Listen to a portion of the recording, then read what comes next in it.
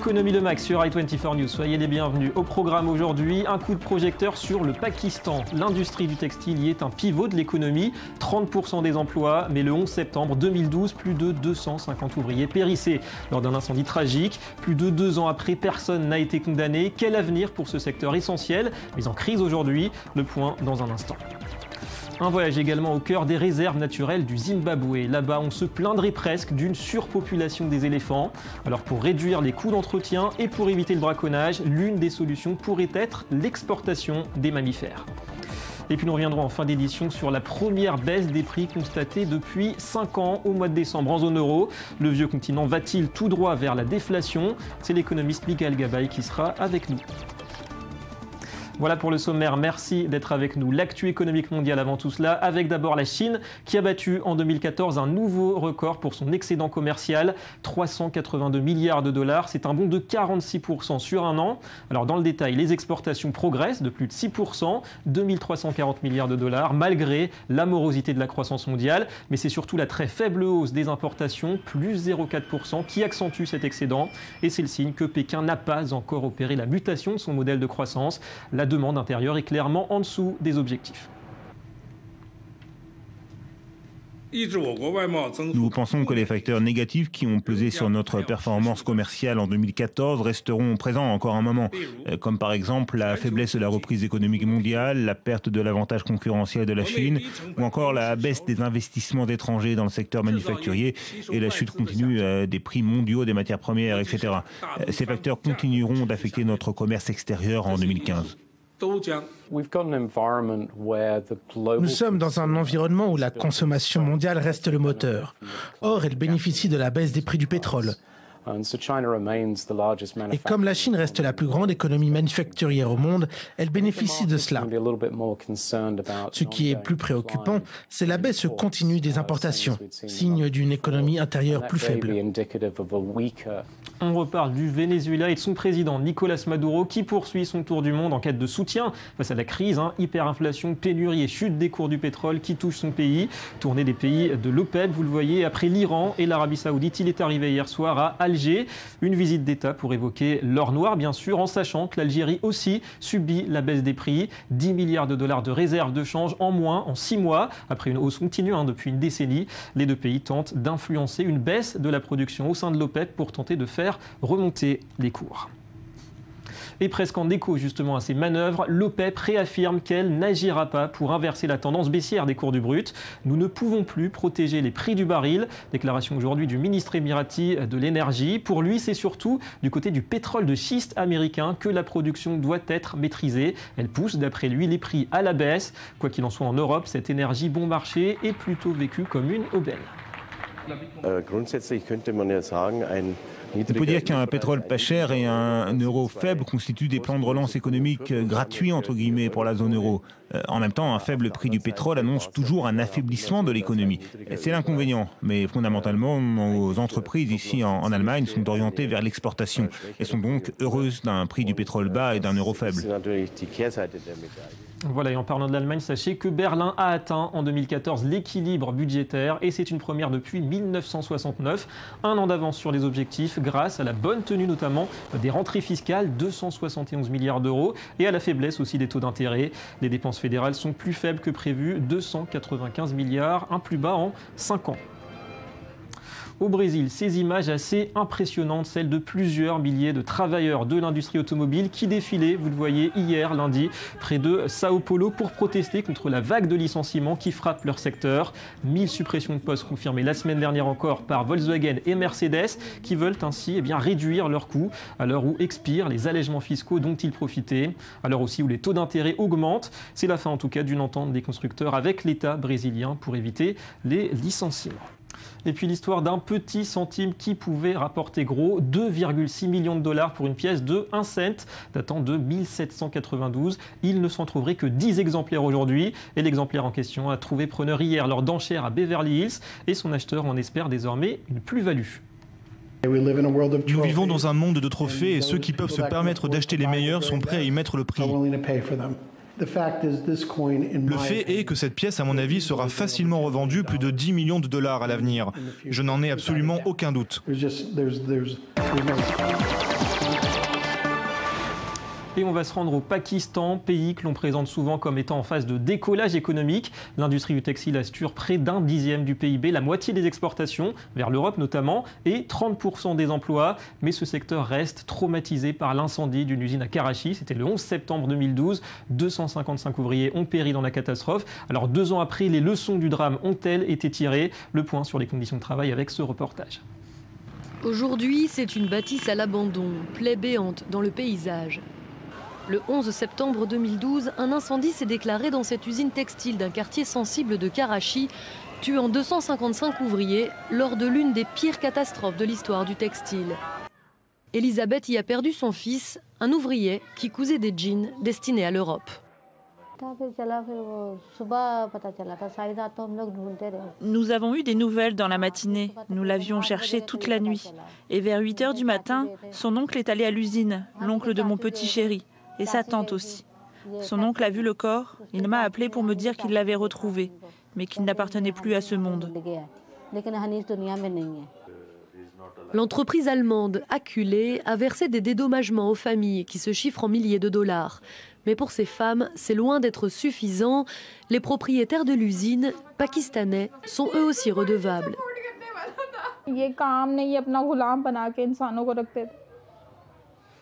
Ils traitaient les êtres humains comme des esclaves. Si c'était en mon pouvoir, je les pendrais de mes propres mains. Parce qu'il ne s'agit pas seulement de moi. Ils jouent avec les vies de tellement de gens. Nos fils, nos maris. Même s'ils payaient des compensations toute leur vie, ça ne serait jamais assez. Car tout le problème est là. Plus de 2 ans après le drame, personne n'a été condamné. Ni les propriétaires de l'usine puissants, ni la société qui a délivré le certificat d'aptitude sans jamais y mettre les pieds. Dans les usines textiles de Karachi, cependant, quelque chose a changé. Désormais, l'Union européenne met la pression sur les usines. Et ce patron l'a bien vu, les vérifications des acheteurs sont plus rigoureuses qu'avant. Il reçoit aujourd'hui un partenaire français qui vérifie les conditions de sa compagnie.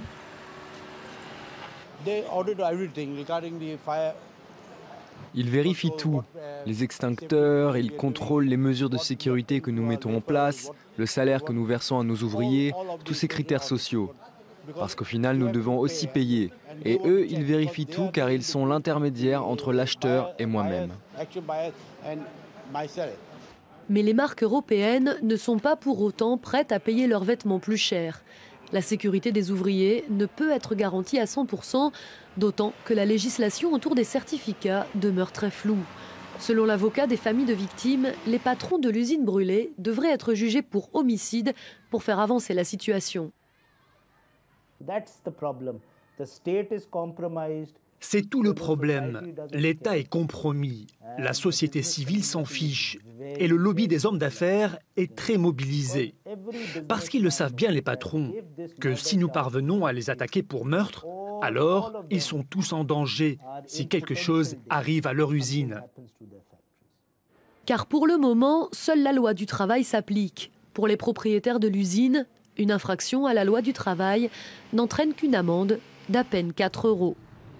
Voilà, et le calcul est sans doute vite fait. Allez, deuxième dossier du jour qui nous mène au Zimbabwe, en Afrique australe, une économie dont on connaît les difficultés, l'hyperinflation notamment. On s'intéresse aujourd'hui à une problématique inédite, celle d'une surpopulation des éléphants. Un casse-tête pour le parc national de Hwange, pour qui l'une des solutions consisterait à exporter ces pachydermes. Johanna Citruc. Des véhicules qui s'arrêtent pour laisser des éléphants traverser la route. Une scène quasi quotidienne à Hwange.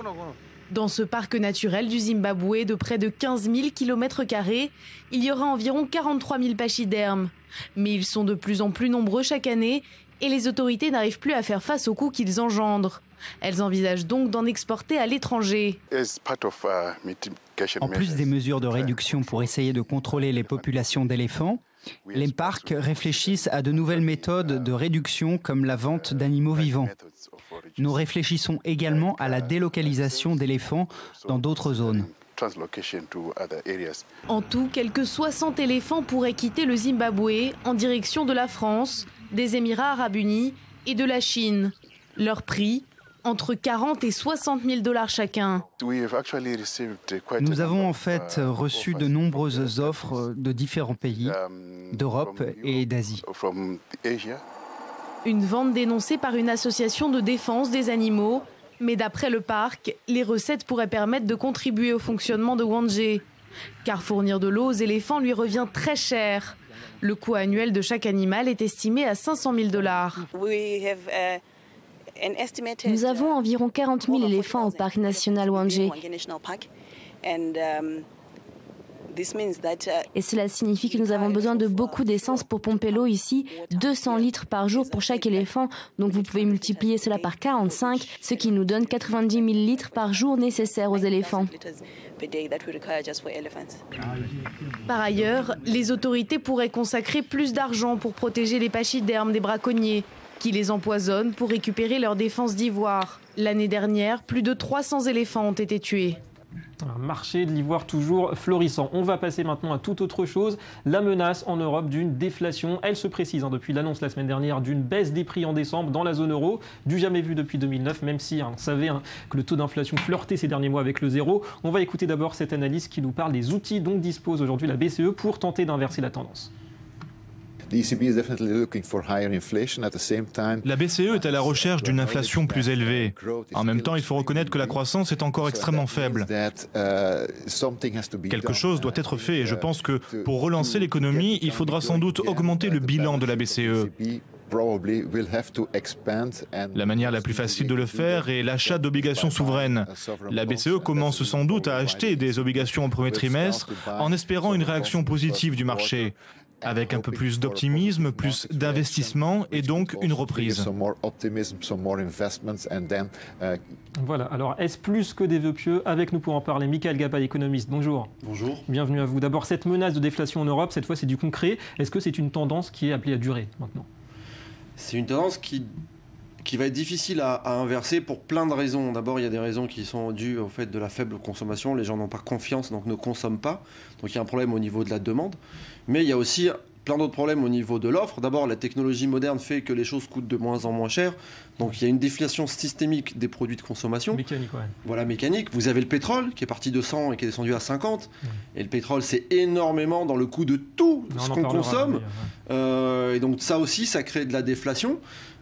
Et encore une fois, si les gens ne consomment pas, etc., le fait que l'argent, surtout, c'est le vrai problème. Après, si on revient aux mathématiques, aux fondamentaux de l'économie, pour qu'il y ait de l'inflation, il faut que l'argent circule. Et tant que l'argent ne circule pas, et on le voit dans les chiffres, les gens qui regardent au niveau de la technique, l'argent ne circule pas. Il y a beaucoup d'argent sur les marchés. Quand les banques centrales achètent des obligations, elles injectent de l'argent sur les marchés. Le problème, c'est que cet argent, la vélocité de l'argent ne bouge pas. Et quand l'argent ne bouge pas, techniquement, l'inflation ne peut pas se créer. En plus de l'aspect psychologique.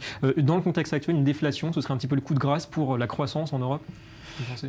La déflation a comme vrai problème essentiel, le vrai problème de la déflation, c'est un problème plus économique et de comportement des consommateurs. Les consommateurs, quand ils savent ou ils anticipent une baisse des prix futurs, ils ne consomment pas aujourd'hui.